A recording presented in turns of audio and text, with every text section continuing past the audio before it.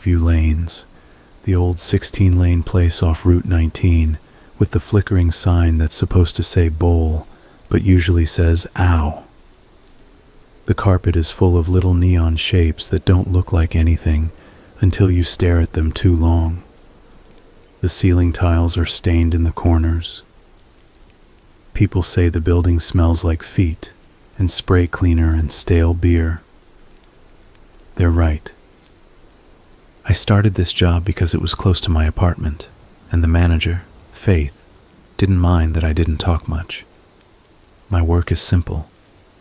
I reset machines when they jam, thread new laces into the rental shoes, wipe down tables, roll a mop over the lanes after close, and make sure the fryers don't set the place on fire. The only time it gets tricky is when the pin setters act weird. They're older than me.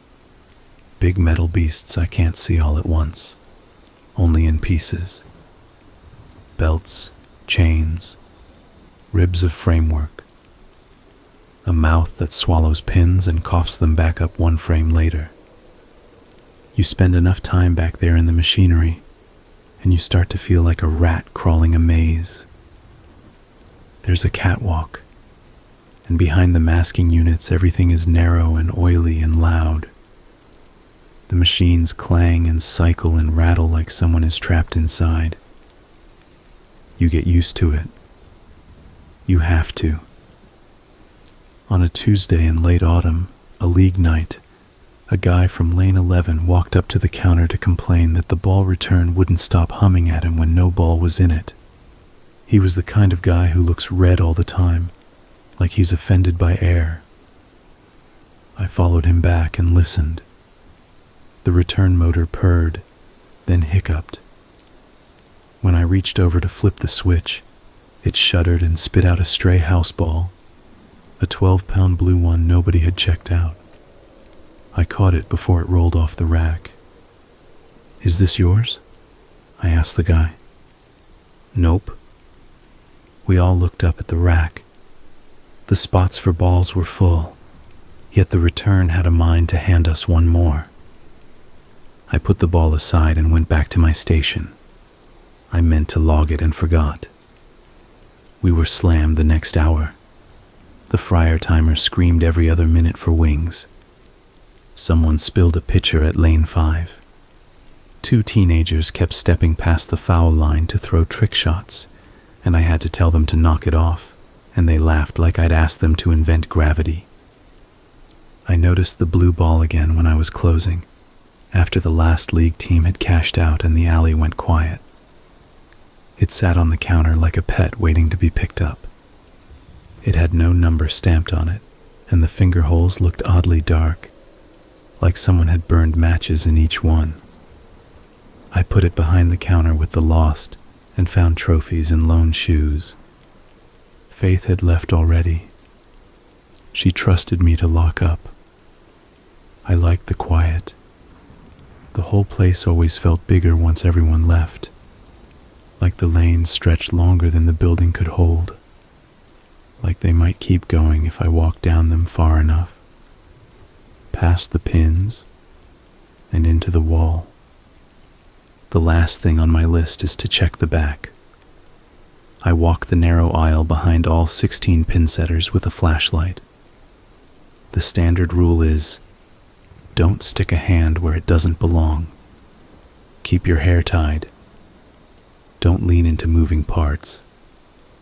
You can die back there if you stop paying attention.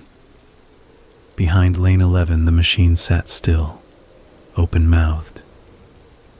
I crouched and looked into the pin pit. It was clean enough. I checked the belts and found nothing. But when I stood, my light glanced over the side panel and I saw a handprint in the dust, a big one, smeared downward like someone had slid on their way off the catwalk. The smudge was fresh. The dust was thick enough to take a fingerprint. I could see the lines. No one was back there. That's what I told myself. The league guys know they're not supposed to cross the safety chain. My flashlight beam looked like a pale rope. It shook a little in my hand, and I told myself it was because of the deep fryer and the heat. I finished the walk and locked up the back exit that opens onto the alley where we keep the dumpster. The alley light hissed and went out and came on again. There was a smell there that had been getting worse over the past week. A wet, sweet stink. I thought it was the dumpster. A feral cat used to sleep on the lid, curled on cardboard. I hadn't seen it in days. Inside, I shut off half the house lights. The lanes lay there, even and patient. The automatic scoring screens above each lane showed the default home screen, except for lane 11, where a name I didn't recognize flickered in. Ray. It was in block letters. The cursor blinked next to it. I pressed the button to turn the monitor off. The name came back. I looked at the keyboard. It was plugged in and dry and fine. I typed delete, and the name stayed. I unplugged the keyboard. The name stayed. Sometimes the computers glitch. I told myself that and shut down the main console. The screens darkened, all but one, which dimmed to a gray that held the word Ray like a watermark. I live alone and I've learned what you will tell yourself to make it to the next minute. I turned off the beer tap lights. I turned off the neon sign for the pro shop that doesn't exist anymore. I went to the office and counted the drawer. On the shelf above the safe is a photo from when the place opened, in the 70s. The sign was new then, all 4 letters working. The owner who cut the ribbon was named Raymond Wilcox. He's the kind of man you can tell even from a washed-out photo was the center of gravity in any room. Thick neck, hair like a helmet, big hands. He died before I was born. Faith told me his sons ran it into the ground and sold it, and the new owners gave up on the bar and the pro shop, but kept the lanes because people always need somewhere to go. She said that like she didn't believe it. I locked the front door, set the alarm, and stepped into the parking lot. Air that cold wakes you up all at once. My breath came in little ghosts. The OW sign threw a pale pulse over the asphalt, and the cars of the last stragglers were gone. My car started on the second try. I slept badly. Not because of the name, because of the handprint. I don't like knowing someone was somewhere I didn't see them. The next 3 nights I worked the same shift. The blue ball showed up twice more. Once on the ball return at lane 9. Once sitting on a chair in the far birthday room where we store extra bumpers. The first time I told myself someone rolled it and forgot it. The second time I told myself Faith moved it and forgot to tell me. Both times I carried it to the counter and set it behind with the other lost stuff. The third time the blue ball was on my chair in the office. Its finger holes were still dark. I picked it up and it felt like it did the first time. A little heavier than 12, like it held water. I carried it to the back door. That smell was worse. I lifted the dumpster lid with my elbow and threw the ball in as far as I could so it would roll under the bags, and maybe I would not see it again. The lid slammed and a little cloud of gnats rose, then settled. In the alley, the light tried to steady itself and failed. I wiped my hands on my jeans and turned, and there was a man standing in the doorway to the back hall, inside, where the pin setters are. I know the shapes of the people I work with. This was not one of them. He was taller than me and heavy through the chest. He wore a red polo that used to be bright and now was sun-tired. His hair was cut close. It was not a face I would look at twice on the street, but it was a face I did not want to see here without a reason. "Closed," I said. "I know," he said. His voice had that quiet, flat thing some old guys get when they don't waste sound. "You work here?" "Yeah. You're doing a good job." He said it like a coach. "Thanks," I said. He looked past me into the alley, then back at me. His eyes took a long time to move the inches between those 2 points. "You got something in your dumpster." "Trash," I said. He didn't smile. "Don't worry. I'll take care of it." "Are you?" I had a few options. "Are you with the new owners? Are you a repair guy? Are you lost?" None of them sounded right for a man who looked like he had always been exactly where he wanted. "We're closed," I said again. He nodded and stepped back into the machine hall. I followed him in long enough to see him turn right, toward lanes 1 through 8. Then I stopped because I had an alarm sequence in my head, and it didn't involve chasing strangers around the machines. By the time I got to the front to disarm and come back, the hall was empty again. No footprints in the dust, no moving lights. The smell was stronger back there for some reason. Sweet and hot, like something gone bad behind a fridge. I called Faith. It was late, but she answered on the second ring because she always does when the call comes from the alley. I told her some guy had been in the back and I'd seen him and then not seen him, and she told me to go home and she'd come in early and check the cameras in the morning. I told her the blue ball story, and halfway through it sounded stupid to me, like a retelling of a dream, and I stopped. She told me again to go home. I should have done that. That's what I think when I try to fall asleep now. I should have left right then. Instead, I told myself what I always tell myself. One more walk, one more look, then it's done. The light over Lane 11's approach flickered when I passed. The scoring monitor was off. The alley was the kind of quiet you can rub between your fingers. I pulled the chain and slipped behind the masking units at lanes 9 through 12. The machinery breathes even when it's resting. There's heat and metal and tension in belts. A deep hum you feel in your spine.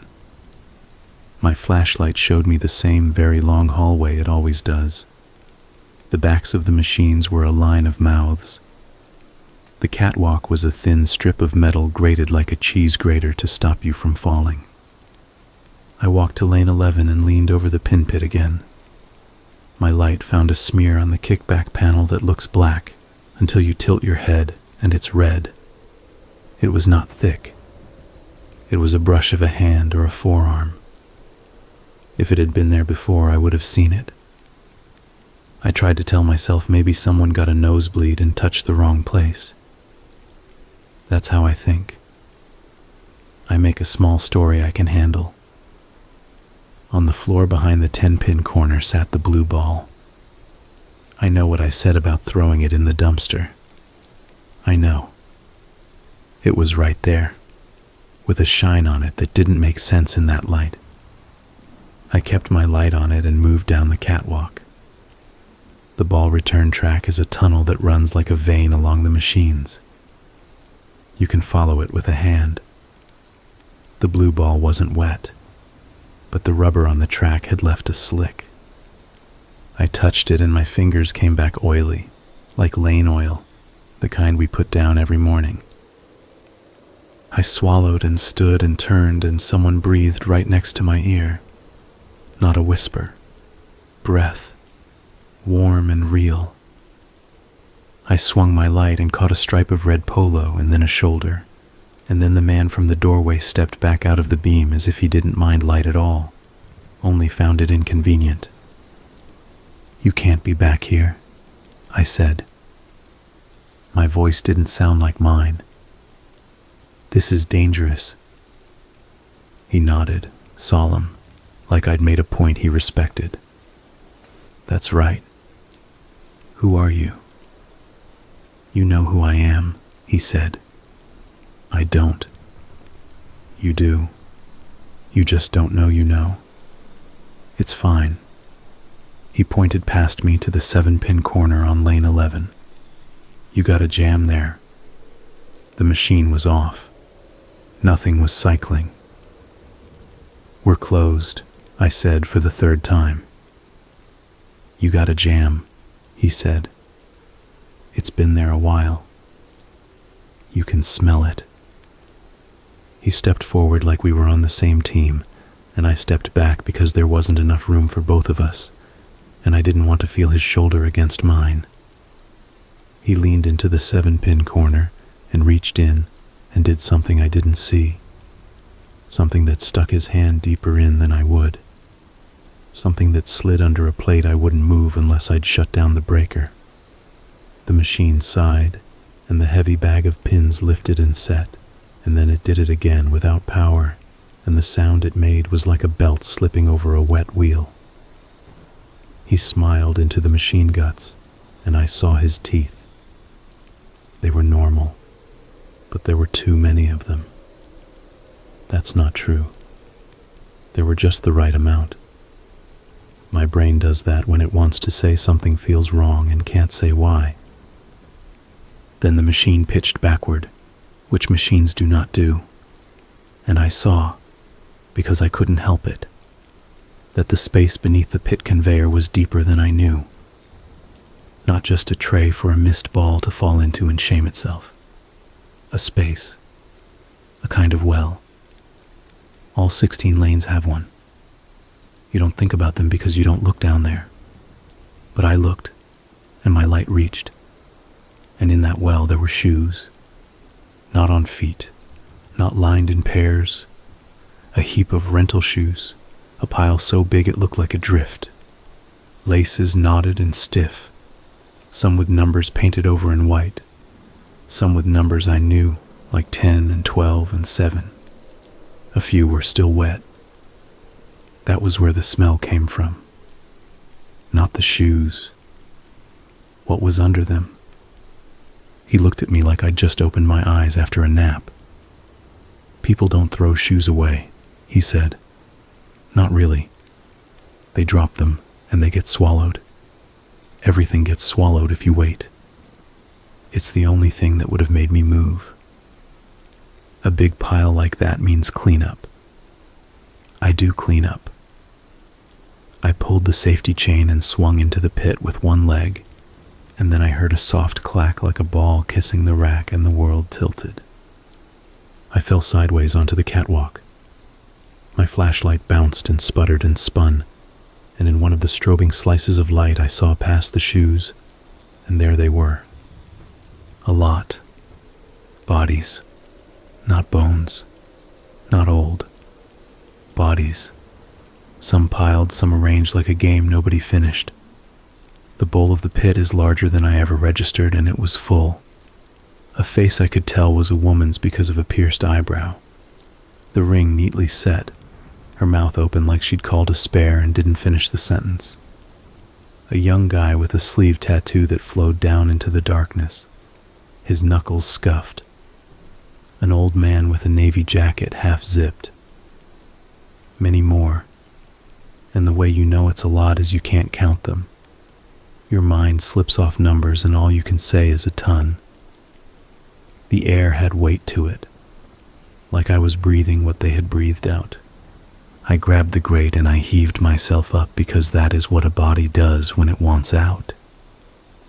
The man didn't touch me. He watched me climb, and then when I got my elbows up and slid onto the catwalk, he reached and picked up my dropped flashlight and handed it to me. Like I said, he said, you had a jam. I don't remember much of the next minutes. You know those dreams where you run and the hallway gets longer? This was not that. This was the same exact amount of hallway I always walk. But the things I saw along it were wrong. Behind lane 12, the pin table was up, and a hand hung over the edge as if someone had reached to catch a ball and missed. At lane 10, a phone was wedged under a belt, crushed. The screen was a milky spider web. Past lane 9, the oil on the cement floor had a strip through it like something heavy had been dragged. I kept my feet moving. I kept my light low. The machines panted. At the end of the line, there's a metal door that goes to the little room with the breaker panel. I went in and shut the door and turned the deadbolt. I turned off all 16 lane breakers and half the house lights, and something still hummed, slow and patient. My hands shook. I sat on an upturned milk crate and told myself names of things: breaker panel, conduit, fluorescent ballast, fuse, shutoff, key. I have done this since I was a kid. Name things until the striking of the names makes a shape you can fit inside. I should have called the police right then. I know that. In my head, I tried. I pictured the walk from this room to the office. How many doors? How many turns? Where the man might be. And I saw the pit again, and I breathed that air and my throat closed. My phone was on the counter by the register, under the little sign that says, "Please don't change shoes in the bowling area." I heard the deadbolt turn. I had locked it. I know. I heard it turn as if a key knew it better than my hand ever would. The door creaked and he stood there in the frame without looking like he'd made a choice to be there. He filled the doorway easily. He held a red rag in his hand, the kind I use to wipe grease. He was wiping his fingers one by one, careful and calm. "You found my den," he said. "This is a breaker closet," I said. My voice had come back to me, dry and smaller than I felt. He nodded at the panel like he was proud of it. "I paid for these with league money," he said. "Back when people respected the game, not just birthday parties and throwing two-handed like clowns." "You're Ray," I said, because I couldn't make my mouth choose any other name. He looked like the man in the photo if you sanded him down to what couldn't be worn away. He didn't say yes. He put the rag in his back pocket and stepped into the room. The humming got louder. It was not a motor. It was something that had learned to sound like one. He gestured at the panel. "Tell me," he said, "which one is your favorite?" "What?" "Breaker," he said, like he was giving me a word back I'd dropped. "Which one's your favorite?" "I like 8. 8 is clean. 8 keeps its belts tidy." "I don't have favorites," I said. "That's your problem." "A problem implies a fix if you're stupid enough." I made the smallest plan a human being can make. Step forward, get past him, get out. The door brushed my shoulder. I pushed and he moved the tiniest bit, but it was enough for my body to slip around him and into the hall. And then I was running down the catwalk, which is something you're not supposed to do because it's narrow and slick with oil. And if you go down, you can slam a thigh bone into a flange and cut yourself wide open. But that is for people who don't know what I know now. And I know there are worse ways to get hurt than falling. I hit the end of the catwalk and swung past the masking unit and into the lanes. All 16 lanes looked like a mouth of teeth caught mid-laugh. The scoring monitors were all on. The names on everyone were Ray, Ray, Ray, until lane 11, where the name was mine. The front doors were closer than the office, but both would take time, and time is something that sticks its tongue out at you when you want it most. I ran for the desk because the desk has the alarm panel and a panic button under the counter. Faith showed me the first week and laughed about because no one's going to rob a bowling alley. And I hit the carpet and slid and slammed my shin into the wood and tumbled behind and slapped the red button under the lip so hard my palms stung. Nothing happened. I knew it because the monitors didn't blink, and the lights didn't flash, and the little LED that says armed stayed dead. The man wasn't behind me yet, not in the part of my head that listens for breath. So I grabbed the drawer and yanked it out and let money fly and took the bat we keep in there for show. It's an old 32-inch aluminum thing that says Eagle on the barrel. The grip is sticky. You don't feel like you can miss when you hold something like that. He didn't come around the end of the counter where you can see a person approaching. He stepped up from the other side, the side where the sales rack used to be, as if he had never needed the way everyone else goes. He put both hands on the counter and his knuckles were scabbed. He didn't look at the bat. He looked at me. "You're not a bowler," he said. "I work here. That's different." He sighed like he pitied me. "You shouldn't have looked." "You showed me," I said. He smiled again with that careful line of teeth. "I showed you because you looked.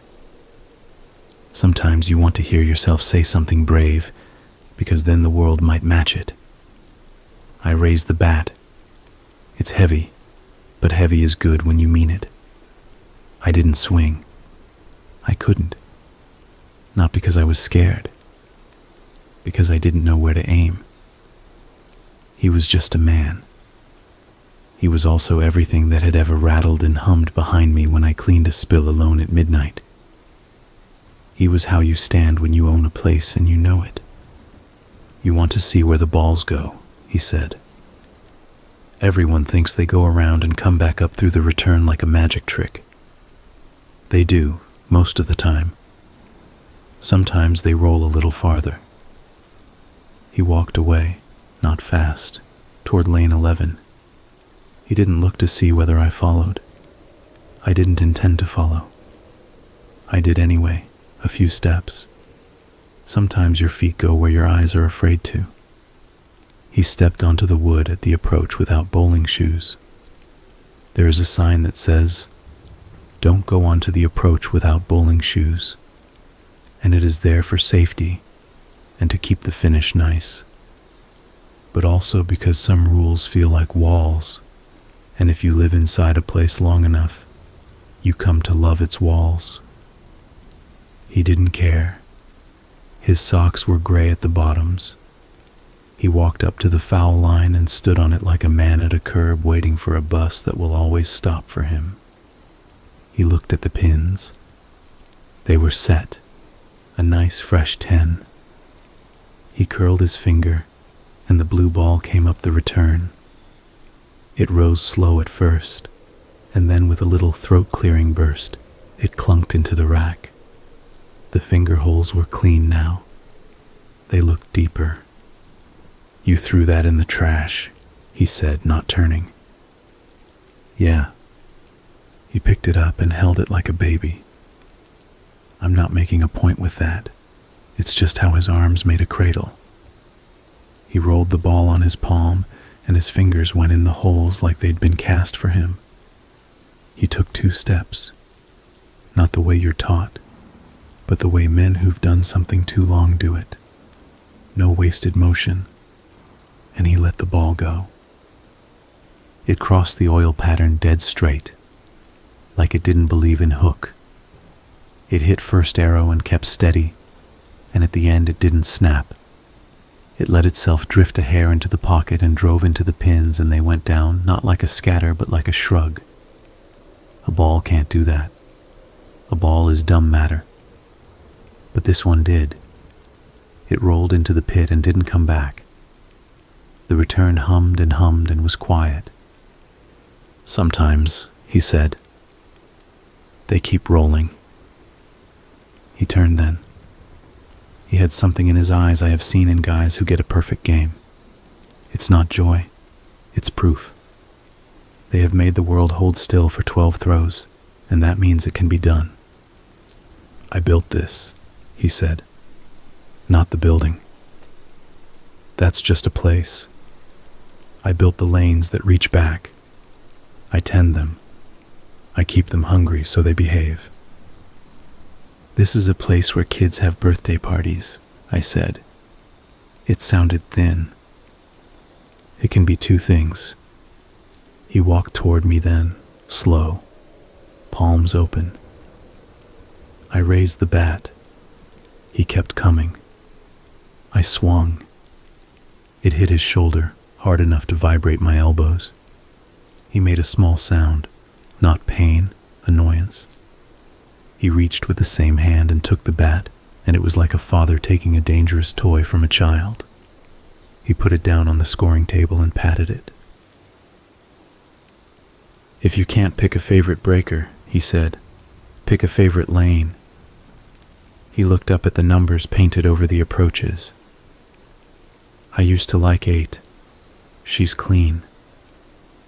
But 11 learned to feed herself. He stepped past me. The air when he passed felt colder.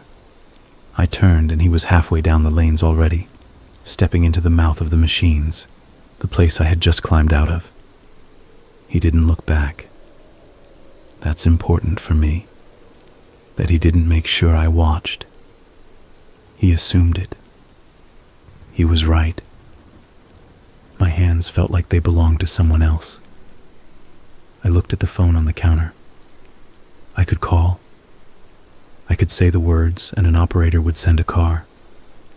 I could wait out front and squint at the road for flashing lights. It would take a long time. It would take a life. I picked up the phone and my thumb found the 9, then worked. But then I put it down. Not because I didn't want help. Because once, when I was small, a neighbor's dog fell into our pool and thrashed, and I ran to get my mother, and she wasn't home. And by the time I went back with a stick to reach for the dog, the water had gone still. I still see that. It taught me something bad. Sometimes calling makes you more alone. I grabbed the keys in my jacket and walked around the counter and down the lanes. The wood felt slick even in my rubber soles. The pins were set again on lane 11. The blue ball sat in the rack. I tried not to look at it, and the trying made me look at it more. Behind the masking units, the hum deepened. You can hear where a machine aches if you've listened long enough. Lane 11 didn't ache. It purred like a cat with a bird in its mouth. I took the chain down and went in. I didn't think. I put my hands where you're not supposed to. I climbed down into the pit and my feet hit something that wasn't metal and moved. I almost went down. I braced and my palms slid in oil, and my shoulder hit a beam, and I hissed, and then I was in. There's a way to bend your knees so you don't feel the full weight of your fear. I did that. The shoes shifted when I put weight on them. They made little wet squeaks. The smell had an edge now, like hot pennies. I kept my eyes down and moved them when my feet moved, because if I looked up and saw a face, I would get stuck. And if I got stuck, I would not get out. I found what I was looking for by stepping wrong. The floor tilted under me harder than it should have. The pit shouldn't have a floor that tilts. It should be cement. This was not. It was a door, a panel, a thing that had been cut and rehung. When I stood in the right place, the weight of me moved it. A seam showed. I got a hand in and pulled.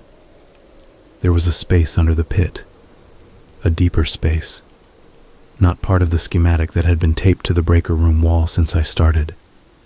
A hole cut into dirt or poured into void. It wasn't square. It wasn't even. It had been made in steps over time. The blue ball sat at the bottom of the first drop like a dog waiting for a thrown stick. It was wet.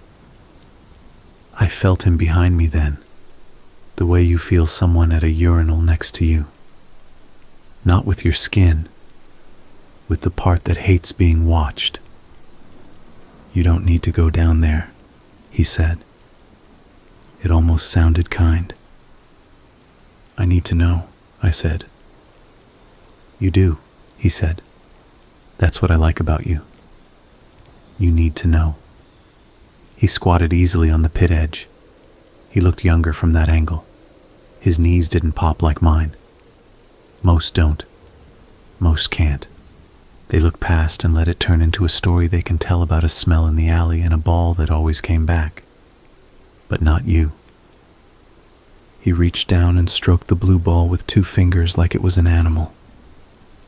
"You took out the trash," he said. "And the trash came home." I put my feet on the cut edge and lowered myself. The space took me in. The dirt wall brushed my jacket, then my ear. It was cold and damp. The smell thickened. I landed with one foot on a lip of something that maybe used to be a crate, and the other on a mound that shifted. And I did not look. I did not look. And then my ankle rolled and I looked because pain makes you look. It was a hand. It was an older hand. The nails were clean. The wrist wore a watch stopped at a time I didn't read. The skin had that gray of fish. I moved my foot carefully and the hand fell back into its people. There were people down there, packed not like garbage, like inventory. You have to understand, he hadn't tossed. He had arranged. There was a corridor through them. He had made it with his body, the way a man makes a path through tall grass. One pass, another, until the ground remembers. I felt my throat try to gag and swallowed it. I pointed my light down the corridor. It curved. It went deeper. The ball rolled that way by itself, slow. Maybe because the floor tilted. Maybe because my light pushed it. And its white lettered brand that had been scrubbed off long ago gleamed faintly with something I didn't name. "Don't worry," he said again, from above, the word worry turning in his mouth like a thing to taste. They didn't worry. And look at them. "What did you—" I tried and couldn't finish. There's a way your voice sounds when your body wants to empty itself out the wrong end. "Why?" I said instead. "Because you can always say why." He thought about that. He actually thought. He scratched his jaw and looked at the far wall like the answer might be printed there. "A house has to be tended," he said, "or it rots. A lane has to be oiled or it dries. A game has to be played right, or it becomes a mess. People think they can go anywhere and do anything and take the ball in both hands and whip it like they're making dough. This is a place with rules. The rules like to be fed. That's not—" I stopped. The corridor breathed. You know how air feels when you open a freezer and it slides out against your shins? That, but warm. Those were people. "They are people," he said gently, correcting me. "You're not a bowler. You'll learn." I backed up because there was nowhere else to go forward that didn't include walking over someone's chest. The panel edge dug into my calves and I boosted and got a knee up, and he put a hand under my elbow and helped me. His hand was warm, not cold, not dead. He set me on the pit edge like I was a kid again, and he had pulled me onto a fence. "There," he said. "See?" "I saw," I said. My voice was thin again. "Good," he said. "Now you decide." "Decide what?" "If you can work here." He stood. He wasn't breathing hard. He looked around like a foreman checking a job site. "Faith can run the desk," he said. "She's good with numbers." "She's not good back here. She looks at the machines like they're going to bite her, which they should. You, though, you can learn names for things. You can look at a belt and know when it will fail. You can smell a jam. You came back here when you should have left.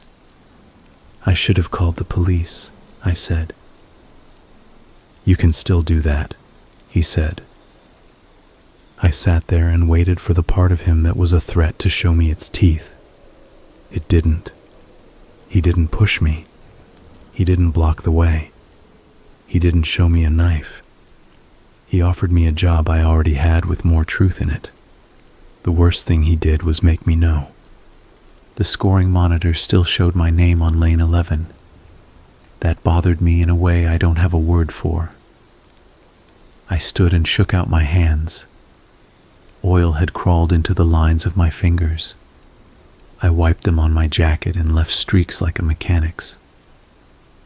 What happens if I say no? I said. He smiled in a way that made his eyes young for a second. Then you say no. And go home. And go home. And you keep doing this. Yes. And the smell gets worse. For you, he said, smells are a habit. You can unlearn them if you put in the hours. You'll hurt more people. He shrugged. They're the ones who step where they shouldn't. He waited. You didn't call the police? Not yet. He nodded. He looked almost proud. That's right, he said.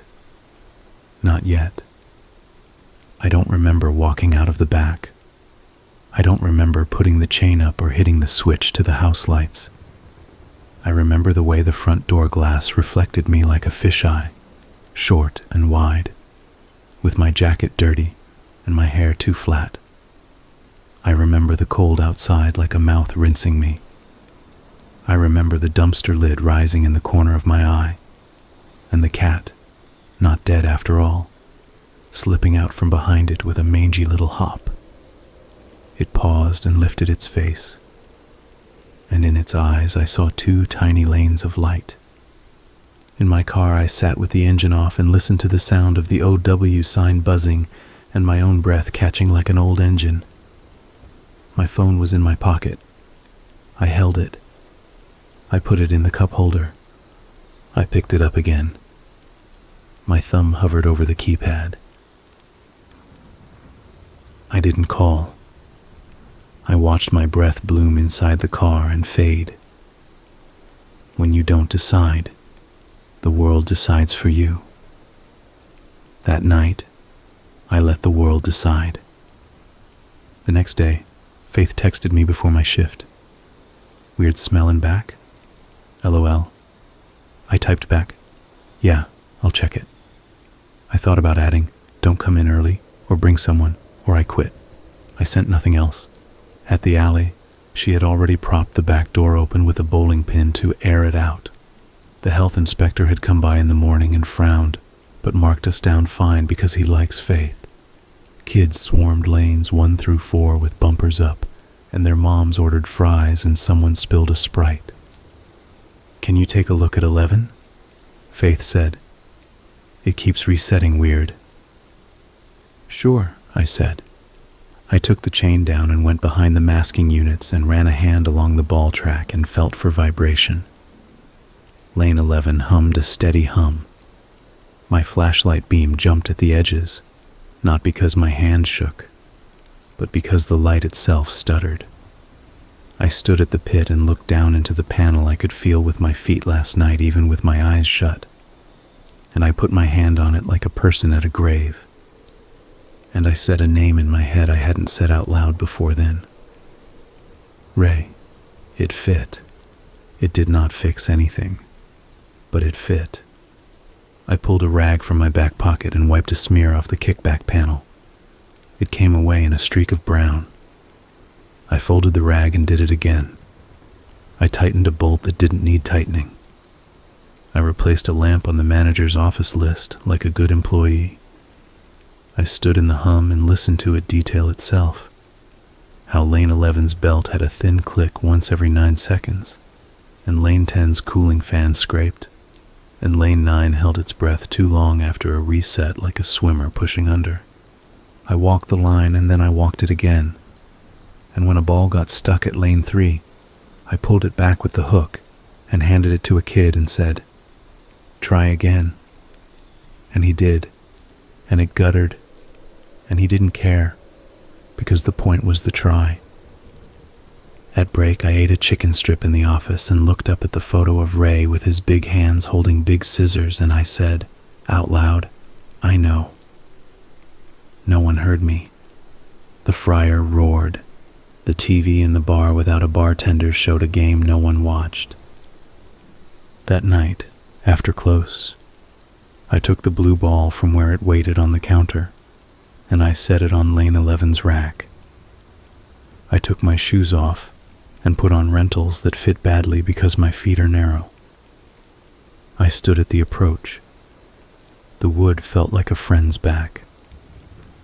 The pins looked farther away than usual. I picked up the ball. It was heavy. I took 4 steps because that's how many I learned as a kid. I brought my arm back and it felt wrong, heavy at the top. But then the ball came forward and my hand opened and it left and rolled. It slid on the oil and skated across the arrows, and for a second I saw the seam of the floor, and it looked like a mouth opening under it. And then the ball hit right of head. Pin. Light hit. And the 5 wobbled, and the 7 stayed, and pins lay like knocked teeth.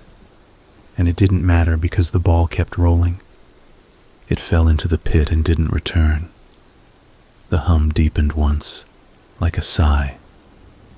I didn't call the police that night either. I started learning the machines better. I stayed late and read the old manuals with their black and white drawings of parts that have names that sound like sins and bones. I learned the wrists and elbows of the A2, like I was learning a person. I kept the lanes oiled right, and when a kid stepped over the line, I said please. And when a guy hurled two-handed and yelled at the pins, I turned away. I put a bucket in the alley to catch the drip from the leaky gutter so the smell wouldn't gather there. It still gathered. I put dryer sheets in the ceiling tiles over lanes 9 and 10, and no one noticed, and the place smelled like fresh laundry over rot. And that is an improvement you can make, if you're willing to call it that. I started keeping a second set of keys in my pocket. I started taking names at the counter and putting them into the scoring myself, even when people put them in wrong. When a man named Ray walked in on a Thursday and said he had a reservation and smiled with only his lip and not his teeth, I looked down at the chart and saw no such thing and said we were full. He shrugged and left. I watched him in the glass, and he was not the one I knew. His neck was soft. His hands were small. The pile under the pit changed as the week went on. Don't ask me how I know that. You do too, if you've read this far. You can smell changes you don't want to name. One night, a woman came in with a flyer about her missing sister and asked if she could leave it on the board by the claw machine. Faith said yes and put a free game coupon in her hand, and the woman didn't seem to know what to do with it and left it on the counter.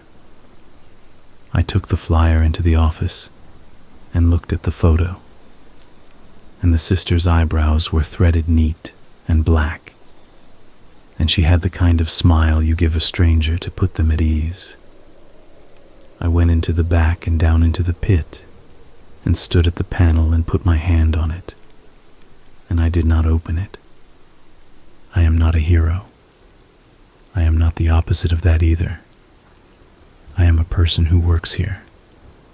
That's all I can say that feels like it saves me. On a Monday, Faith handed me a new duty. "We got a school group," she said. "Can you set up bumpers and wipe tables and keep an eye on them? They're a rough bunch. Special program. A man with a narrow head in a school polo waved, and kids came in with their coats open and their shoes untied and their voices turned up. I put their names into the system as they shouted them at me. Moose, Porkchop, Jay, Kiki, D. I have never been good with kids. They scare me a little. Not because they're mean, because they look right at you with nothing on their face. They were fine. They threw balls and they hit bumpers and they laughed. The man with the narrow head watched them like a shepherd. I swept popcorn and wiped soda rings. A girl with braids tugged my sleeve and said the ball return at lane 11 was humming, and I told her I'd fix it, and she smiled and ran back to her friends. I walked to the back. I touched the belt where it thumped. I pulled a rag from my pocket and fed it into the rollers until it snagged what shouldn't be there. It came back with a ribbon of hair twisted in it. I don't know whose. I don't know that I'll ever know. I put the rag in my pocket like a man hides a receipt. Later, after the kids left, when I pulled the bumpers and put them in the closet, I found a small shoe behind the last chair at lane 11. Pink, size 2. I held it for a long time. The sole was clean. The toe scuffed white. I took it to Lost and found and set it beside the blue ball. I put a note on it in my spiky handwriting. School group Monday. That night I stood at the approach again. I put on rentals and held the blue ball and rolled, and it hit light, and a corner pin wobbled and sat. I closed my eyes and listened to the pit breathe. I imagined a door opening under the alley, and a back way through a city I live in and don't know. I imagined numbers on score screens that never turn over. I imagined my name staying there when the power fails. People ask what horror is. They think it's a scream in the dark or a face at the window. It's not. It's a handprint in dust where a hand shouldn't be. It's a ball that keeps rolling when the motor's off. It's a smell you learn to step around. It's a door you discover you can open in the knowledge that you won't close it again. I know you wanted Big Shock. I gave you the pit. I gave you the heap. I gave you what was under it. I can't make you stand where I stood. But I can tell you this. There were a lot of them. More than I will count when I'm dying. They crowd my sleep and line up behind me when I walk the machine hall at night, and their shoe soles squeak a little on the metal, and they wait for me to do the job. Feed the rules, learn the names, oil the lanes so the ball rides smooth over the wood, past the arrows, through the break, into the pocket, and down into where the house keeps what it must. I lock the front door now with a care I didn't have before. I flip breakers one by one, not because I need to, but because I like the rhythm. Click, click, click. A set of lanes going to sleep. I say goodnight to each in my head. 8 is still clean. 11 is hungry. I leave the OW sign on because something has to burn. In the office, I look at Ray and his photo, and I don't nod or smile or salute. I look back. Sometimes at closing, after I count the drawer and take the trash out and hear the alley light fail and rise, I go to the back and pull the chain and slip behind and set my hand on the panel and listen. If it's quiet, I go home. If it hums, I stay. If you ask me why I don't leave, I'll tell you the truth that feels like a lie. I belong here. I belong in the hum and the oil and the steady geometry of 10 white things at the end of a long piece of wood. I belong where the ball keeps rolling. Maybe that's how it starts. Maybe that's what he meant by decide. Maybe I already did. Tonight I'm writing this at the snack counter after close. The sound system is off. The fryers are cold. The alley is a long lung holding its breath. The blue ball sits on the rack like a dog watching the door. I hear a soft clack, not 3 taps, not a cue, just the honest sound of a ball finding the edge of something it wasn't meant to. And I set down my pen and stand and go to the back. When people ask me where I work, I say Parkview Lanes. When they ask what that's like, I say it's a place with rules. They nod, because everyone says that about their job. Then they ask if it's fun. I tell them it's honest. I go behind the masking units, and the smell meets me like an old friend. I put my hand on the panel and it's warm. I lift, and a seam opens, because I have learned how. Air slides past my face like a hand, and under that, the quiet I've earned. The ball waits. The lane hums like a thing alive. The house breathes. I step down. I don't write much, but I'll keep going. You asked for more. There's more. I step down again, because that's what I do now. The space under the pit had a way of resetting itself. Things slid back where they wanted to be. The shoes drifted. The panel found its seam like skin pulling closed. My light found what it needed and avoided what it didn't. I figured out that if I kept my breath steady and counted in my head, I could move without stopping to look at faces. I'm not saying I didn't see them. I'm saying there's a way to see without freezing. The corridor bent left after the first drop. I hadn't noticed that before. The floor wasn't smooth dirt. It had been tamped with something flat. The walls had the kind of scrape you get when a heavy thing is pulled through. I didn't think about the heavy thing. The blue ball rolled along like it had a lead thread through it. It didn't hit anything that made a sound. It made its own sound. Soft, the way a ball sounds crossing dry wood. Down there isn't wood. There isn't much of anything that makes sense.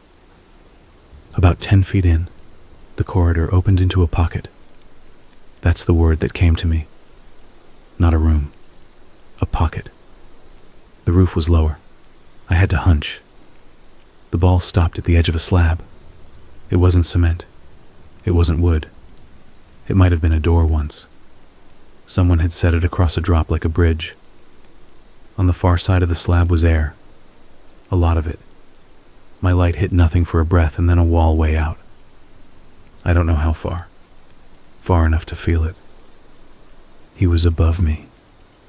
I knew that the way you know when your boss is at your shoulder, even if he doesn't say a word. If you go across, he said, you won't find your way back fast. Has anyone? I tried to ask if anyone ever had, but the sentence didn't want to leave me. He answered anyway. Not without me. Why show me this? Because you wanted to see. He moved his feet above me. Dirt sifted down like dust from a long shelf. Most people want to be told a story. You don't. You want to see the machine. Is this a machine? He thought about that like it could hurt him. It's a place. Who dug it? I did, he said after a second. And other hands. And the house itself. You start. It meets you. It's good that way. The slab was big enough for both my feet if I put them side by side. The drop under it made my throat cold. I put my toes on the edge and then moved them back. The ball sat dead center on the slab like it knew how to keep its balance. I didn't cross. I'm not going to make myself bigger in this by saying I did.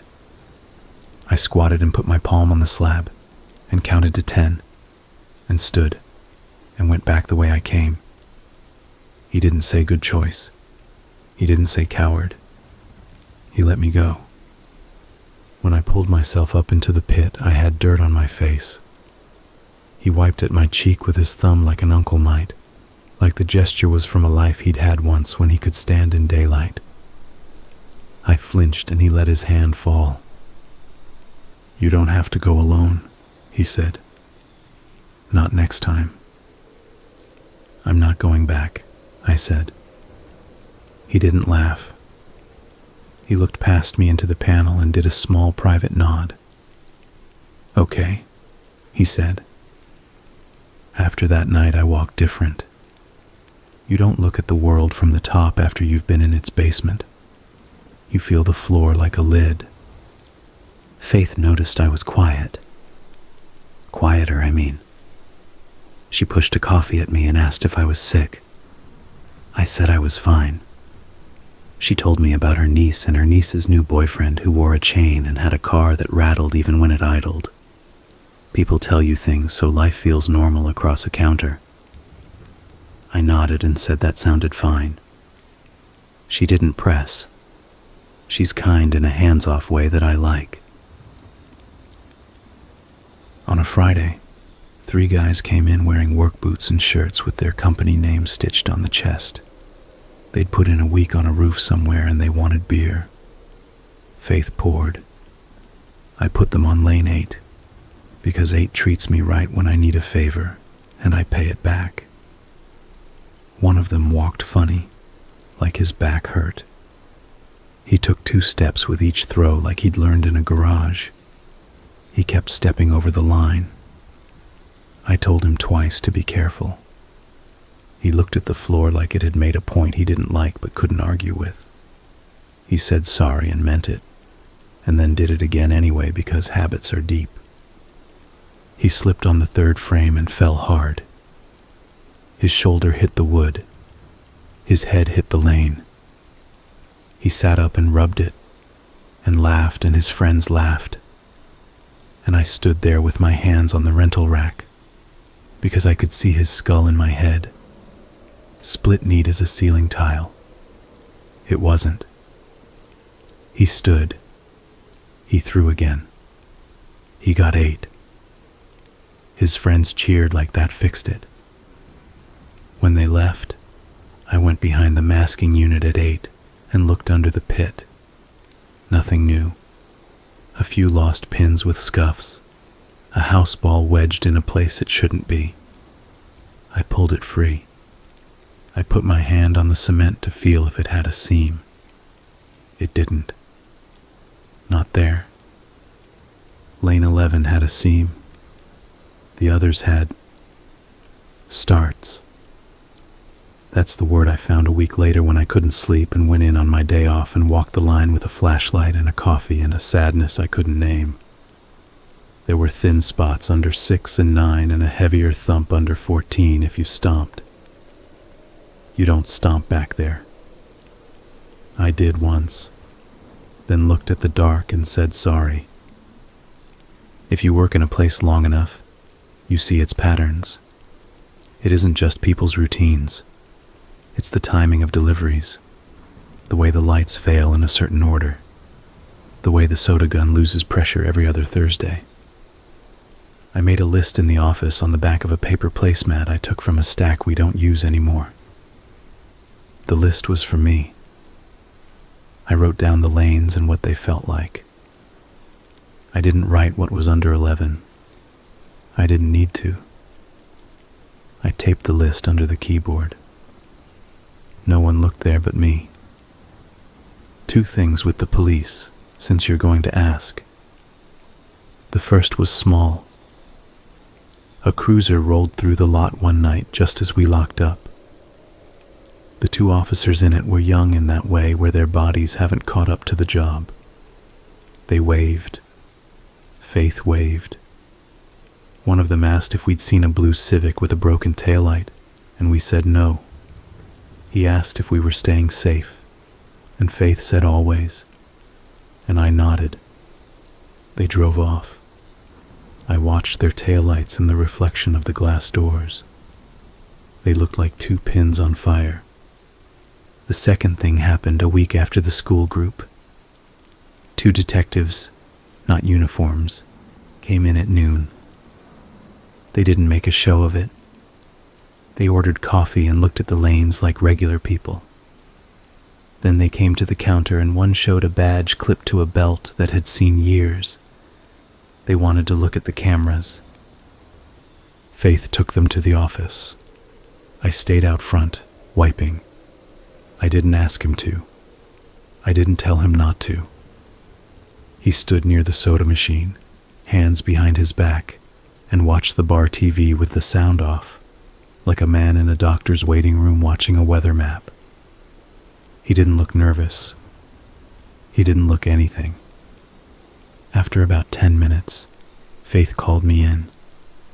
Her voice had a tightness I hear when the fryer stops, and she doesn't want to say it in front of customers. The detectives stood behind her. They were polite. They pointed at the screen, at a timeline. They asked me if I remembered the school group. I said I did. They scrubbed to the hour. The cameras are old and jumpy. The back ones sometimes go gray and then catch up. The one over lane 11 has a smear on the lens I never got around to cleaning. We watched the kids bowl. We watched me carry a bucket for a spill. We watched me crouch behind the masking unit to fix a simple jam. We watched the kids leave. The timestamps just moved. The picture didn't. It froze on the lane. Empty. Missing girl, the older detective said. An explanation I didn't ask for. He tapped the screen with a knuckle. They were here, he said. She was here. She left with the group, I said. It was true. I remember her shoes. I remember the shoe she left under the chair. They all left. He nodded like he believed me, or like it didn't matter if he did. He asked for a copy. Faith burned a disc with hands that wanted to shake and didn't. The drive whined and spit, and the light said done. The detective thanked us. He took a sip of the coffee he'd let go cold and made a face. He left a card on the desk. If you think of anything, he said. Pet phrase. He might have said it when he bought groceries that morning. They left. Faith shut the office door and leaned against it like a person closing a closet on a pile of junk. She didn't say she was scared. She didn't say anything. She rubbed her forehead with the heel of her hand. Then she asked me what was wrong with camera 3. I told her it was probably the cable. I wrote cable on the work list and circled it and underlined the circle. I replaced the cable that night with a new one from the back. Camera 3 still stuttered. I wrote lens dirty and got a ladder and wiped it. The smear stayed. I thought about the slab. I put the ladder away. Ray, if you need me to keep calling him that, didn't show himself for 3 nights after the detectives. He wasn't hiding. He wasn't gone. His not being there felt the way the hum feels when it changes. The space remembers what belongs in it. The machines got peevish. Little things broke the way they do when a person decides to drive away from a house for a weekend, and the house decides to be difficult. I replaced a pulley and a belt and a glove. I found a bolt on the floor that I swear I tightened. I tightened it again, and used thread locker like a person who has learned that doing it right once isn't always enough. On the 4th night, he stood by lane 2 watching a man teach his daughter to bowl. The girl was careful the way careful kids are. She used 2 hands, but not the way the young guys do to show off. She used them like she'd use them to carry soup. The ball rolled straight and slow. It tapped 2 pins. She turned and looked at her father to see if that was okay, and he gave her a thumbs up like he'd been waiting his whole life to be asked for one. Ray watched them the way you watch a movie from the hallway, not committing. He looked at me over his shoulder. His face didn't change. He could watch something like that and switch to watching me without his mind catching on the moment. He nodded at me, once, like a coworker. That nod keeps me up. People think monsters leer. They don't. They nod like that. He didn't come near the desk. He didn't say a word that shift. When it was late and the lights were half down and the two of us were the only two, he walked the line behind the machines, and I followed. He stopped at 11 and put his hand on the panel and didn't open it. Respect is what it looked like if you want to give him that. Ownership if you don't. "I'm not taking anyone," I said. It came out like I'd been holding it with my teeth. He kept his hand on the metal. Good. He meant it. He wasn't baiting me. "I'm not helping you." He didn't look at me. "You already are. By not calling. By keeping the place running." He ran a finger along a seam and came away with oil and rubbed it like a salve. "People don't jump into the mouth if it's ugly," he said. "They do if it's clean." He shrugged. "That's not on you. That's on them. That's not how it works. It is here." We stood there. If you've never stood above 200 pounds of metal in belts and a motor you could grind a hand to paste in and tried to have a calm talk about morals, I recommend not doing it. It makes the words thin. They blow away. "Show me the start under 8, I said. He glanced at me like I'd asked a kid's question. Then he walked. I kept up. Behind 8, he tapped the floor with the toe of his shoe like a man checking a board in a porch for rot. You could feel it. A little give. He smiled at the floor. He didn't open anything. He just let me feel it. "This place wants to be bigger," he said, almost proud. "It grows where it's fed." "You feed it," I said. "I keep it from breaking," he said, correcting me on his terms. "People feed it. People are soft and they trip and they lean and they throw temper tantrums and they chase things down where they shouldn't. I keep the teeth sharp so it doesn't chew itself. Sometimes I try to remember how my life was before this and I can't. It's like remembering a room before you put the couch in it. You can do it, but you can't sit there." 2 nights after that, a man with a red face like he lived outside came in drunk. We don't serve drunk. Faith has rules. But sometimes the drunk walk in already full, and you can't turn them back at the door because the money smells the same either way, and you don't want a scene. He sneered at me when I told him he could bowl but not drink. He put his fingers in 5 balls and rejected all of them like they'd done him wrong. He threw hard. The ball jumped at the heads. He crossed 2 lanes chasing it once. I told him to stop. He told me to do a thing I won't write here. His girlfriend, maybe wife, had mascara dried into the little valleys under her eyes, and her hands trembled around her phone like it was trying to get away. He stepped over the line and almost fell. It wasn't on 11. It was on 6. He caught himself with the toe of his boot. He smirked at me like he'd just proven the world was fine. He turned to toss a word over his shoulder at his girlfriend that wasn't a kindness. He never saw the ball return bump his knee. He never saw his own shoes fail him, because they were rentals, and he'd asked for ones a half size too big. He went forward. His hand slapped the lane. He cursed. He laughed. He stood. I was at his elbow fast. I don't run out there often. We're not supposed to. I did. I put a hand on his arm and said, "You're done."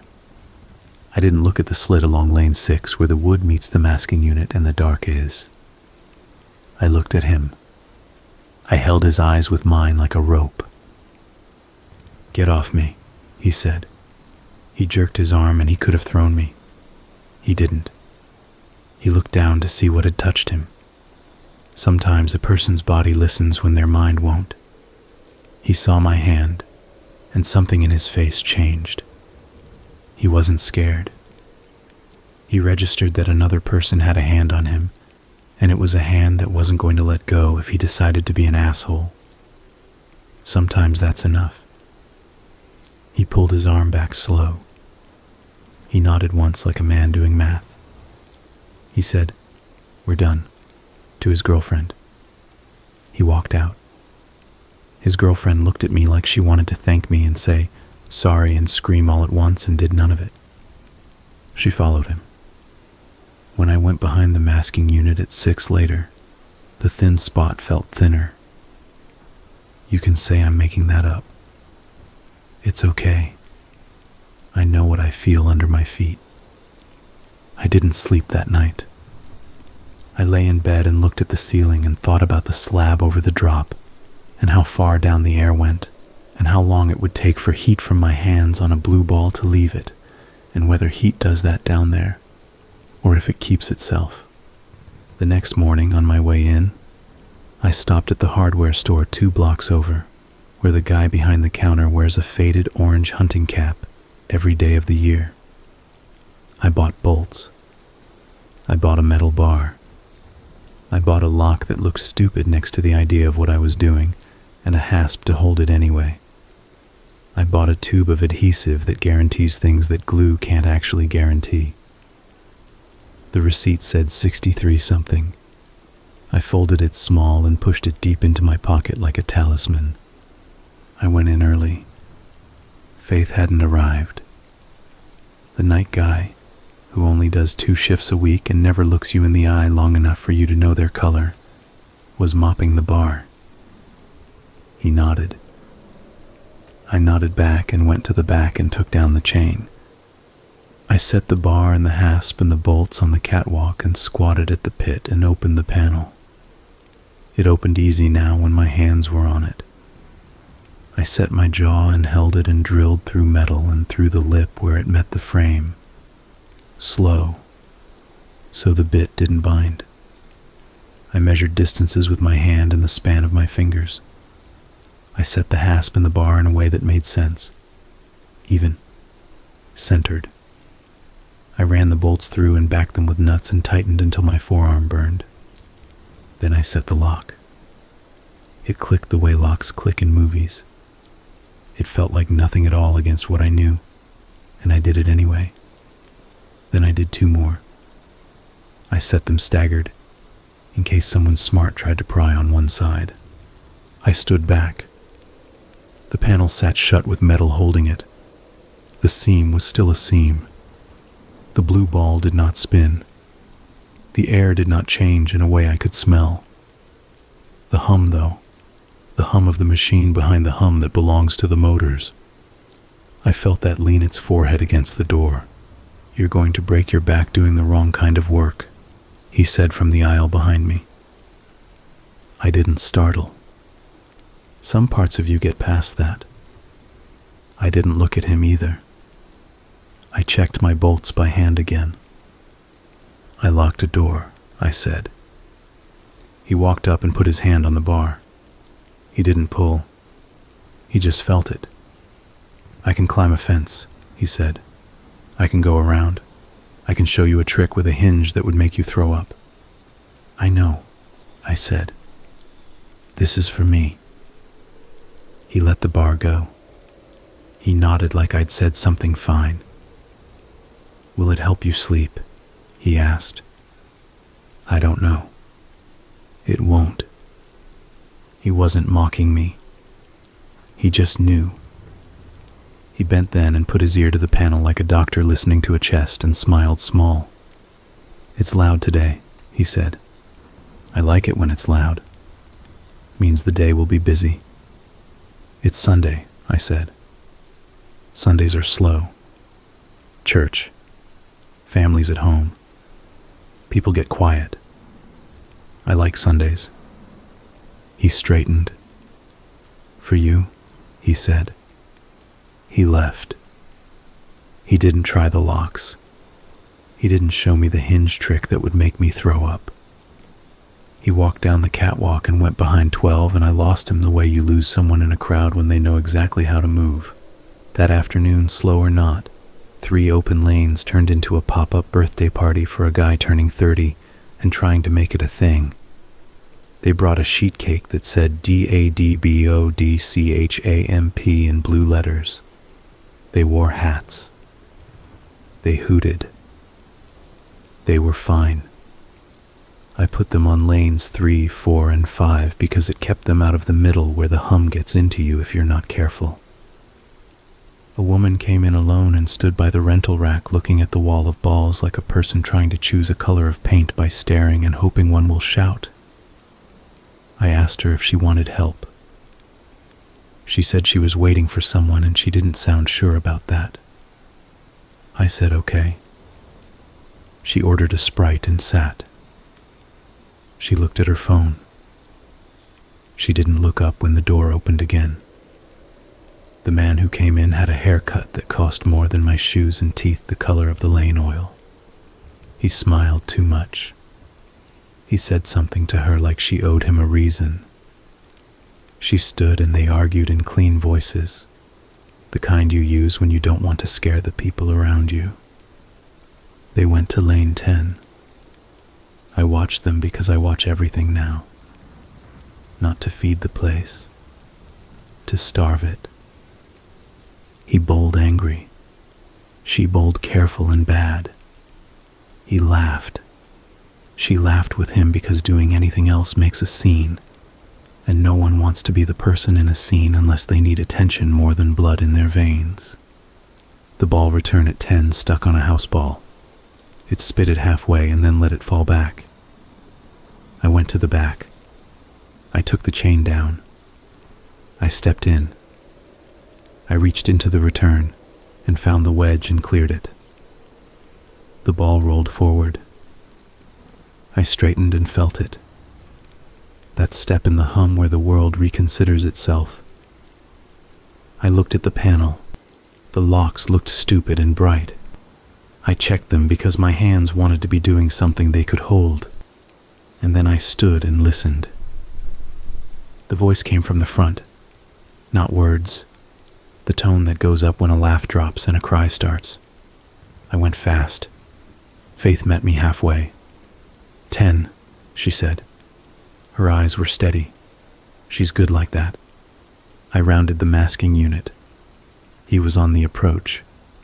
She stood 2 lanes down, arms crossed tight, phone at her hip the way people hold it when they want both hands and a weapon. He stepped over the line. She told him not to.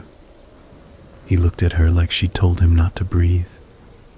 He took another step and his heels slid and it wasn't dramatic. He did the thing you do when your feet go where you didn't plan. He windmilled his hands and reached for anything. He grabbed the rack and the rack thunked and the balls in it jittered and one rolled off and hit the wood and started down. He laughed mean and let it go. He took another step to look like he had made that choice, not the floor. He went forward. It was ugly. It was small. He made a sound like a cough. I was already there. I didn't grab him. You don't. Not past the line. You'll both go down and the machine doesn't care who it chews. I put my foot out and stopped the ball with the edge of my sole. I said, "Sir." That was all. He blinked at me like I'd broken a spell. I held his eyes. He blinked again. He let go of the rack. He stepped back one small, careful step. He looked at the foul line like it was a law written on the ground that he'd just learned to read. He looked at the woman and the look wasn't better, but it was less. He said, "Let's go." She nodded. They went. When I went back behind 11, I thought the hum would praise me or punish me or something dumb like that. It didn't. It was a hum. It meant what it meant. The locks sat dumb and bright, and I touched them like they were good luck.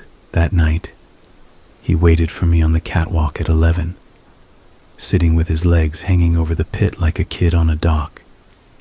He didn't turn when I came. "You can't be here every minute," he said. "No. You'll get tired." "Yes.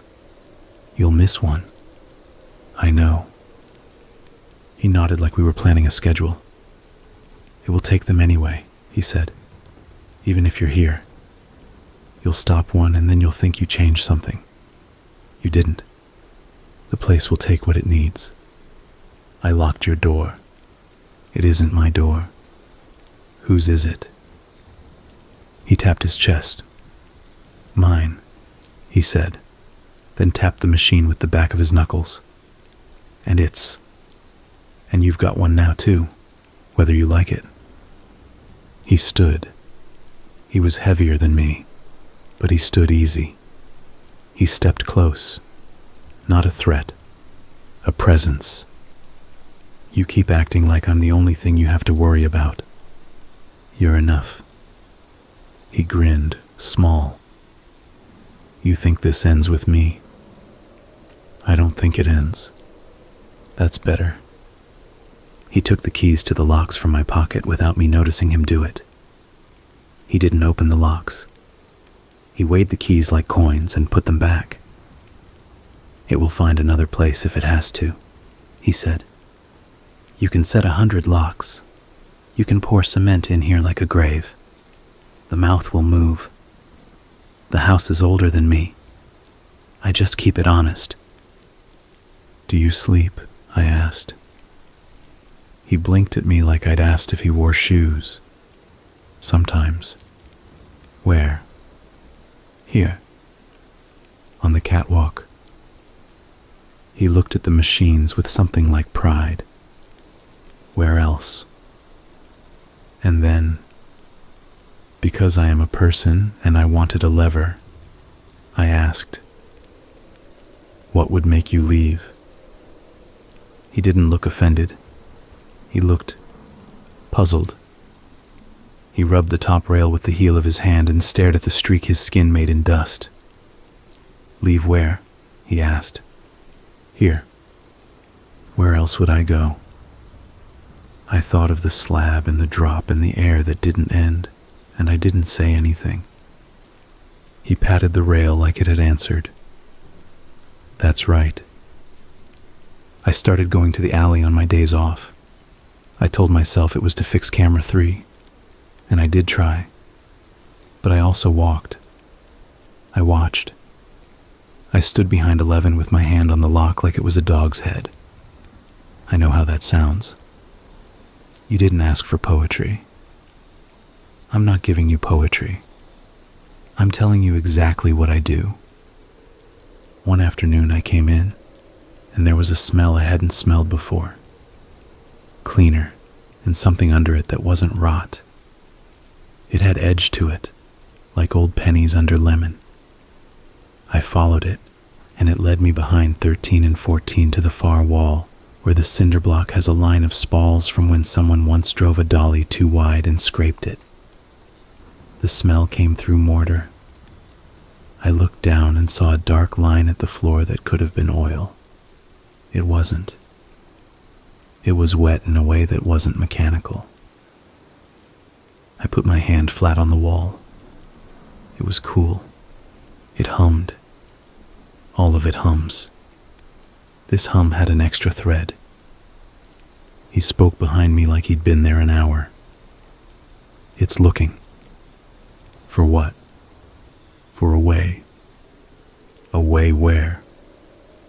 He tilted his head like a man trying to hear a song from another room. "Back," he said. "There's more of it behind.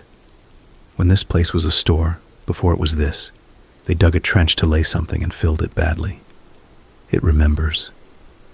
You can't let it." "I can't not," he said. He wasn't shrugging. He was telling me a truth. It wasn't an excuse he liked. If I dam it here, it rises there. He pointed at the floor under 2. If I open 11, 8 quiets.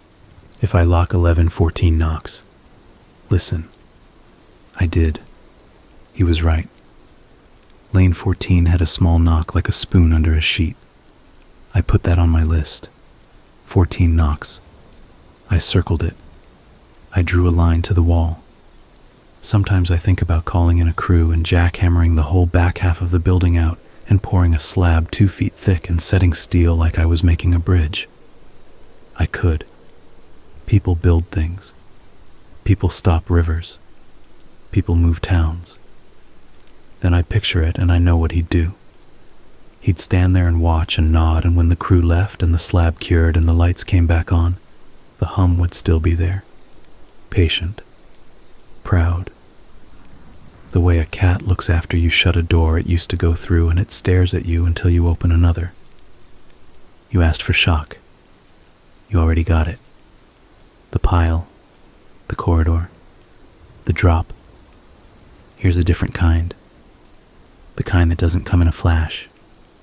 The kind that builds a muscle in your head. A woman came in with a boy who didn't speak. He had a notebook and a pencil, and he made marks with careless focus that made me jealous. She told me he liked to watch the balls roll. She paid for one game and bought him a hot dog and cut it into pieces with a knife from her purse. He ate half and lined the other half up by size, smallest to biggest, on a napkin.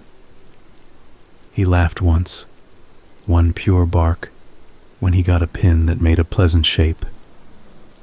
He walked to the line and set his toes just on it and looked down, not at the pins, but at the slick, at the shine of oil, at the way it catches the lights in a pattern. He held the ball and didn't throw. He stood there with his head tilted. I watched him because you learn to watch the ones who stand like that. He looked up at me and held up his notebook. He'd drawn something like a map. 10 little squares at the top, a long rectangle underneath with arrows. At the end of the rectangle he'd drawn a mouth. It wasn't a good drawing. It wasn't bad. He'd drawn a mouth that looked like a mouth. He tapped the mouth with his pencil, and then tapped the lane. He looked at me like I owed him an answer.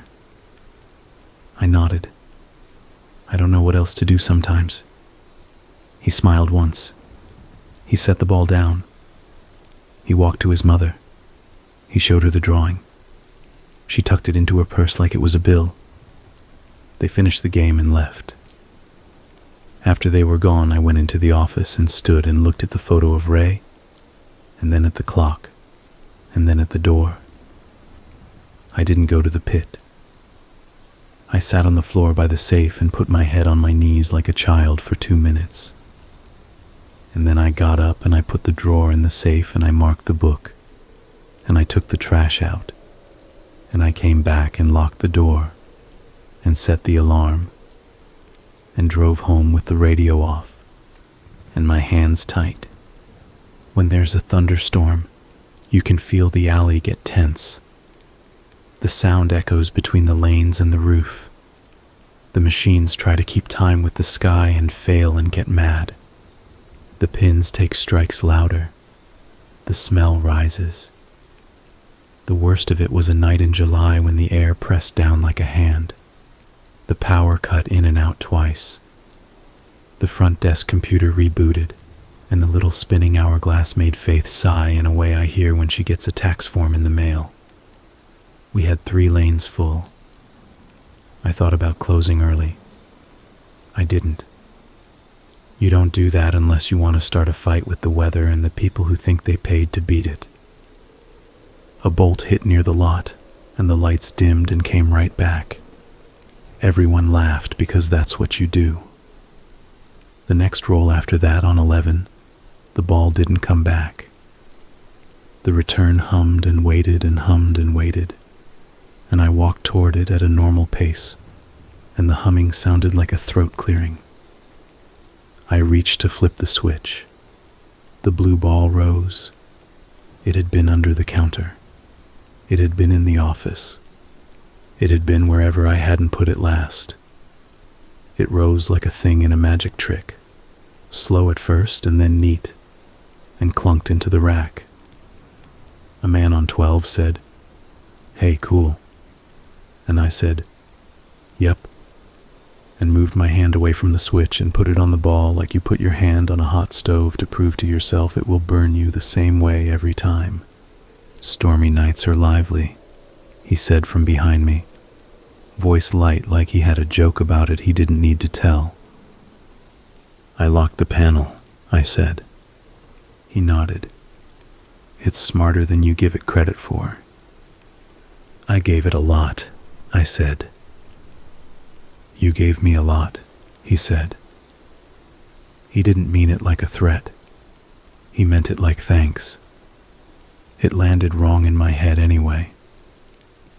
The power blinked again, and the front door frame creaked, and a drip started by the snack counter from a place in the ceiling that never leaks, and the score monitors went black, and then showed the default screen, and then filled with names typed by ghosts. Ray on everyone. The kids on 3 and 4 cheered at that like it was a trick, and I almost laughed. I didn't. I didn't want to spook them. The man on 12 threw and got 9 and pumped his fist like it mattered, and a woman on 1 took a picture of her boyfriend looking silly with a pink ball, and time moved the way it always does. After close, the storm still muttered. The parking lot shone in puddles.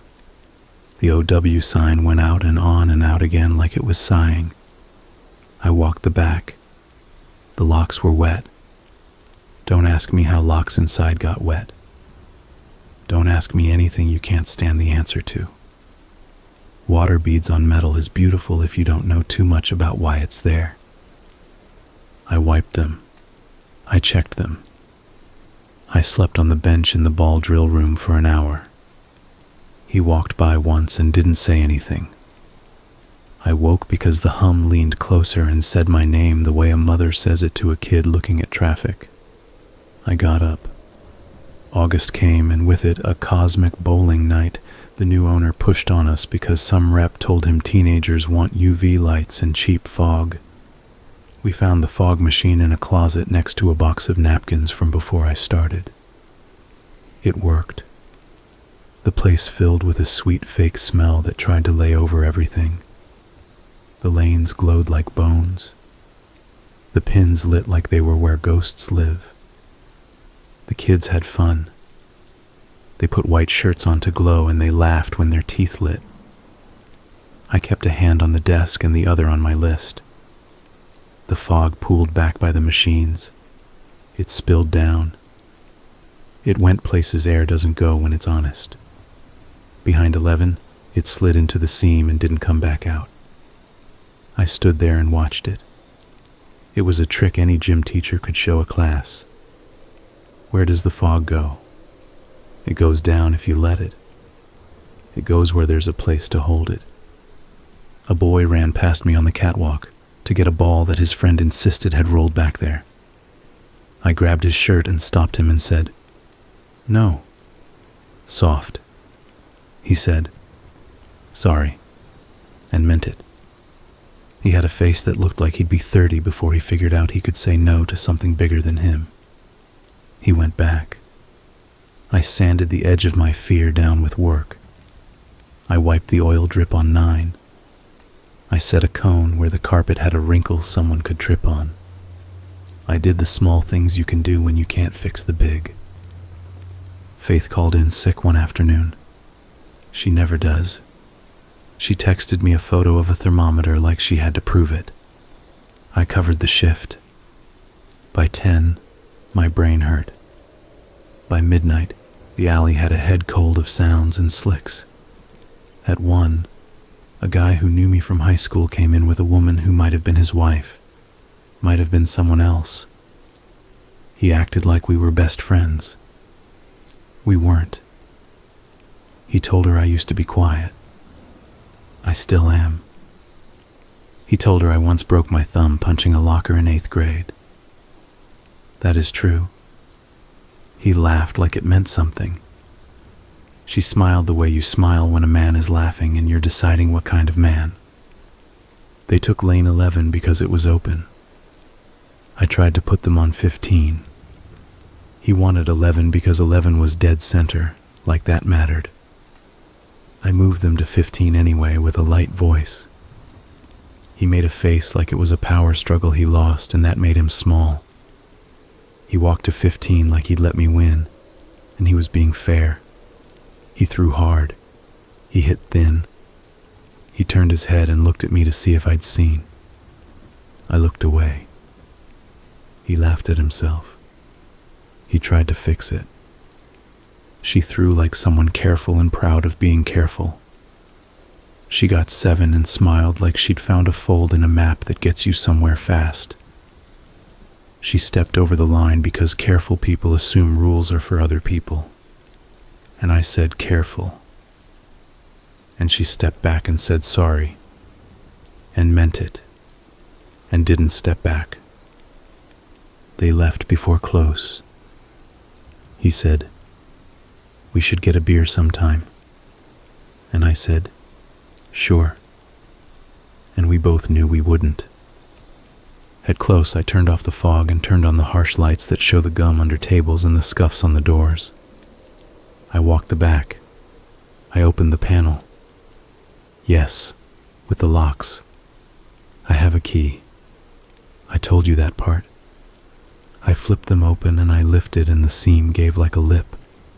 I stood there and looked into it and decided to count, because not counting had started to feel like disrespect.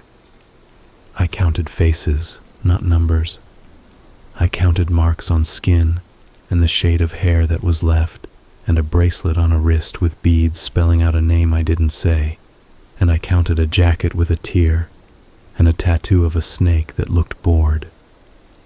I stopped when I couldn't stand it, and that number came with me into the office and into my car and into my bed and into this page now, tapping as I type. You want the number? I won't give it to you. You'd try to fix it and you can't. I couldn't. You'd carry it around like a stone someone dared you to hold for an hour, and I won't do that to you. The number changes anyway. I thought about burning the place down. Don't call me in. I didn't do it. I walked the building in my head with a can of gasoline and a lighter, and I pictured where the flames would crawl, and how hot it would get, and how loud it would be.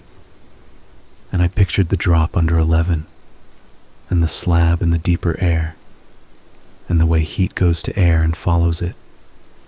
And I pictured a chimney no one could put out until it had taken the whole block, and neighbors, and the old folks' apartments with their thin walls. And I put that picture away like a knife. What I did instead was small. I bought better shoes for the rental rack.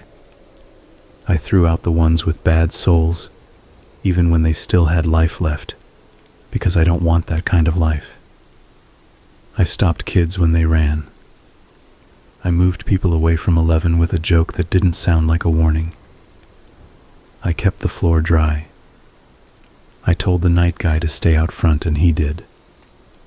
I told Faith to replace the ball lift motors on 6 and 14, and she said we can't afford that. And I said I'd do it cheap, and I did. I sanded the lift rails. I tightened the return throat. I put up one more sign about the foul line, and another about not reaching into the return. And I watched people read them and ignore them, and then realize they didn't want to be the person who ignored a sign and step back. I learned how to spot the ones who'd fall. It's a set of small things. Shoes too big. A man who looks behind him when he throws to see if you're watching. A woman who holds a phone and a ball at the same time because she's coordinating the ride home in the game. A kid who lines up with his toes on the line because rules are only real if someone says it to him and no one did. I see them. I go to them. I say their names if I know them. If I don't, I say, hey. like a friend who has a handout and they take it and don't even know. Sometimes he stands at the end of the catwalk and watches me do this, and his face is a thing I can't read. It isn't anger. It isn't pride. It's something like the look on a craftsman when he watches a kid learn to use a tool. Not because the kid might help him, but because he likes seeing hands do something right. One night I asked him, "Did anyone ever try to stop you?" He said, "People can't stop what they don't believe exists." "I do." He shrugged. "That's why you're still here." "Do you want me here?" "Yes." "Why?" He rubbed a bolt with his thumb. "Because you make it better." "For who?" "For the place. The place takes people. The place takes care of the ones who belong," he said. He didn't look at me when he said it. It wasn't a line. It was a belief. It keeps them. They don't worry anymore once they're where they're meant to stay. That's not care. You don't know that. He said it quiet. You've never asked them. Should I? He looked at the panel. You could try, he said. You won't like what you hear either way. I left that alone. I haven't asked. I hear things anyway when it's late and the fan's cool and the belt's slow. You do too, even if you won't admit it. Your brain makes sounds into words when you're tired. It's a trick. It's also not. Both can be true. Winter came. The lot filled with slush that turns to ruts, that turn to ice, that turns to nothing. People came in wearing hats that made their hair stand up when they took them off. Coats filled chairs. Wet footprints blackened the carpet. The machines didn't care. The house liked winter. It's easier to get people to bow to rules when the world outside feels mean. We got a new kid working nights. He wore headphones with no music and carried himself like he didn't want to knock over the world. I liked him. He listened when I told him not to step past the chain. He wrote things down.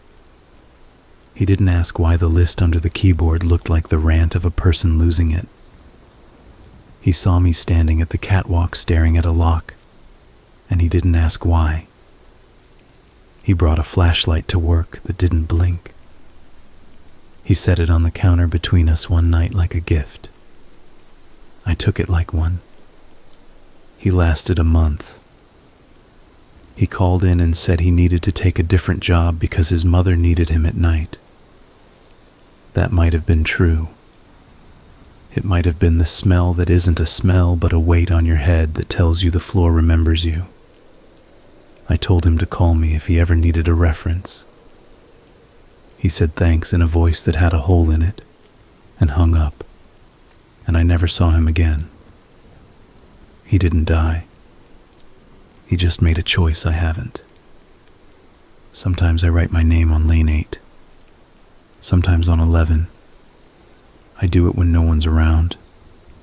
I stand at the keyboard and I type it slow, letter by letter, not because I want to see it in lights, but because I want to see it somewhere I can name. It shows up. It sits there. It looks like a word any human could read. I hit clear, and it goes away, and I know it isn't really gone. You want an ending. I know you do. That's why we like stories. We want the frame. We want the foul line. We want the pins to fall and the ball to roll out of sight and then come back so we can do it again. I could give you a fire or a siren or a fight with him on the catwalk that ends with someone falling into the pit and me leaning over it screaming a name. That would satisfy something in you. It would satisfy something in me for a day. Then I'd have to come back to work. The closest thing I have is this. A Tuesday. Late. No league. Just a few open lanes. A couple of teenagers figuring out how to hold hands without making it look like they cared. A woman in a blazer at 2 bowling alone with a glass of water, her shoes neat, her bag tidy. A guy at 15 in a hoodie with the hood up even though it's hot because some people need a cave wherever they are. Me at the counter, marking the book. Him somewhere behind me, not seen yet. The woman at 2 took a call. Her face went hard. She hung up. She stood there with the ball, and then set it down and lined her shoes up on the floor like a soldier. She put her hands on the ball return and stared at nothing. She missed the sound of the ball out of 3, the kids, and the thump of 11 doing the hum thing it does. She missed her own name on the screen. She stood there a long time, too long. I walked over. I didn't touch her. I set my hand near the ball and said, "Do you want me to turn you off?" She blinked. She looked at me like I'd spoken a language she knew once and forgot. "No," she said. "I need the motion." I nodded. "Okay." She threw. She hit 5. She smiled and it hurt to see it because it was a small smile on a broken night. She threw again. She cleaned 2. She laughed once, one short bark like a dog that just found a frog in the grass. She stayed for a game. She paid. She left. I watched her tail lights, and I put my hand on the counter and let my breath out like a secret. He stood by the soda machine watching the bar TV with the sound off and didn't say a word. Later, when the lights were down and the OW sign did its pulse, I went to the back and unlocked the panel. I didn't go down. I set my hand on the edge and waited. The hum met me. It said nothing I can repeat. It said nothing in words. It did what it does. It made a space I could fill with a name. I gave it mine. I gave it Ray's. I gave it the boy with the map mouth drawing. I gave it the woman with the hot dog slices and the careful hands. I gave it the man with the red face and the bad boots. I gave it the missing girl's size 2 shoe that still sits on the lost and found shelf even now. I gave it all of that, not as food, as witness. Sometimes that's all you can do. Sometimes it's the only honest thing. He came up beside me after a while like a tide. "You're doing all right," he said. "No, I'm not," I said. "Better than most. I don't want that to be enough." "It won't be," he said, "but it will be what you have." He looked at the locks, at my dumb bright metal. He put his hand on one and squeezed it like a handshake. "This is good work," he said. "Not because it stops anything, because it shows you tried." I closed the panel. I locked it. I stood. My knees popped. He looked at me like he was counting how many more years he'd get out of me if he kept the belts tight and the oil right. He didn't say it. He didn't have to. I'll keep showing up. I'll keep the lanes clean. I'll shut down jams. I'll watch the ones who look like they might fall, and I'll get there fast. I'll stand at the catwalk and listen, and I'll open the panel when I have to, and I won't count some nights, and I will others, and I'll hate myself for either, depending on the way the air feels. I'll put my name in the system and clear it before anyone sees. I'll tell a boy to tie his shoes. I'll tell a man to step back. I'll tell a woman it's okay to bowl alone. I'll throw the blue ball when I can't sleep, and I'll watch it not come back, and I'll go home with the hum in my chest like a second heart. You wanted more.